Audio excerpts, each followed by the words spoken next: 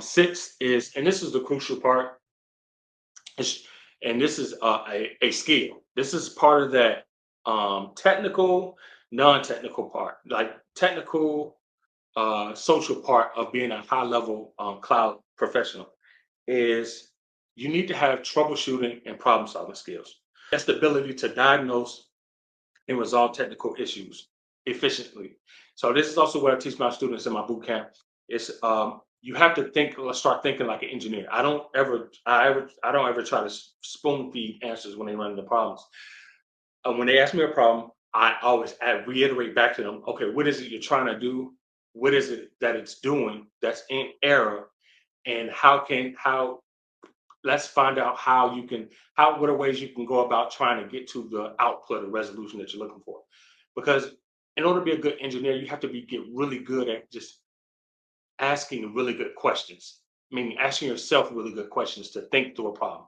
Meaning you gotta, you take a problem, a task that's given to you, you take the whole thing in, and then you dissect it. Okay, what did it really answer? This is why AWS actually does a good job in their exams that they have you test for when they give you scenarios, because literally you'll be given scenarios at work. You're not going to give you a straight uh, task. It's not going to be straightforward. Right. So if they say, "Oh, my user Dan is having an issue accessing a server. He's locked out of a server," then you have to say, ask yourself, okay, all right, Dan, okay, that's the user. Okay, what is he trying to do? He's trying to access a server. Okay, where are the servers? All right, where is his server environment? If it's not listed in the ticket, it's going to require you to approach them and say, well, okay, what environment is the server located in? Right. Again, you got to start breaking these things down, and then they'll tell you what environment. And okay, and then you got to if it's not in the ticket, you're going to also have to ask them, well, which server is it they're trying to access? And then you're able to find the environment. You found the server. Okay, it's a Linux server or it's a Windows server. So you're okay, and then you start to get down to it, and you find out, okay, what does it? Did you ask yourself, well, is this user a local user that's on Active Directory, or is this user accessing it via IAM role?